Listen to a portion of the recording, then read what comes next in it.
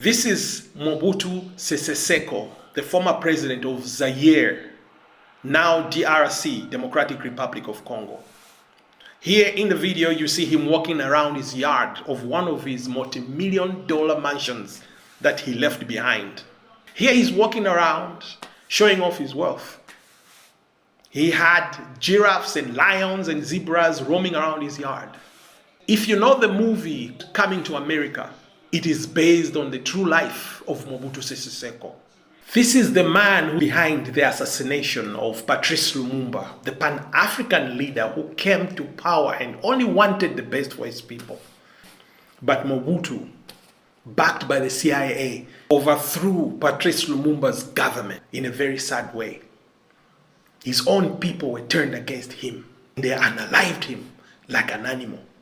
When Mobutu Sese Seko took over power in 1965, he was a ruthless dictator. He unalived thousands of people. He did not care whether his people were so poor and had nothing to eat. He amassed so much wealth. He had mansions all over the world. He had 20 wives and countless girlfriends. The same CIA kept Mobutu Sese Seko firmly in power. They helped him assassinate so many of his opponents. After he died, he left hundreds of millions in Europe. And Europe is still refusing to let that money go back to the DRC to this day. Mobutu Sese Seko. Now, what happened after his death? Look at his house now. It's ruins. Ruins. It's all ruins. Looks like they discovered the Roman Empire. It's all gone. This is the sad reality that we are facing here in Africa. Our leaders enriching themselves to the point where they are richer than Bill Gates. But their countries are so poor. And they don't even think that they are not going to the grave with this money. So many times this story is told across Africa. You hear of Frederick Chiluba of Zambia. Same story. Daniel Arap Moi of Kenya. Same story. Sani Abacha of Nigeria, same story. Everywhere you go in Africa, leaders who got so rich, they are gone and they leave everything behind in ruins.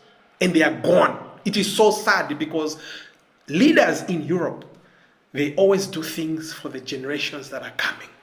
The laws that they pass, the policies that they put in place, they are all about the generations that are coming in the future in Europe. If you look at the election in the United States, it's about issues like abortion. They want to leave women in the future generations that are coming to do what? To decide what they want to do with their bodies. Long after they are gone. But African leaders, it's a different story. They leave draconian laws that punish their own people long after they are gone. And it doesn't matter what age they are. They could be 96 years old and still pass laws that say they should stay in power until they die.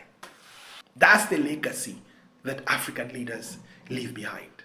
And ruins of mansions that they built, some never even lived in.